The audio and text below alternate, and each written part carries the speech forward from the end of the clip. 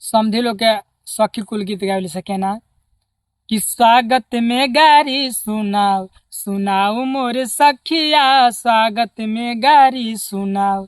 देखला पर लागेले समधी बेचारू, आधा मरद आधा में हरारू।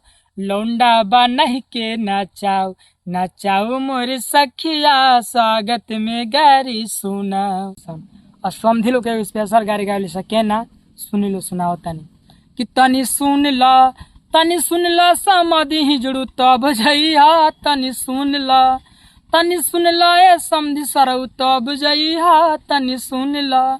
और मेहरा कहली सन कि तहार बहिनी छिनार घूमे शहर बाजार, ओको 100 भाटार। तनी सुन ल ए समधी सरऊ तब जइहा। तनी सुन ल ए समधी हिजड़ू तब जइहा। तनी सुन ल।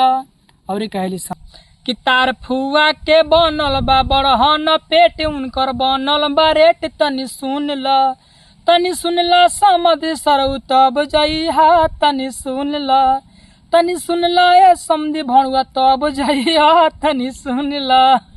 और मेहरारू गावली सके ना कि दहेजावा में छौरा मुछा मुंडा, हीरो हुंडा मांगे। दहेजावा में छौरा मुछा मुंडा, हीरो हुंडा मांगे। कि दिन भर सिनेमा देखे लैकिन के रास्ता रोके।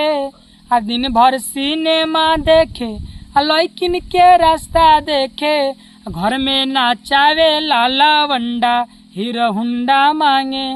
दहेजवा में छौड़ा मुछा मुंडा, हीरो हुंडा मांगे।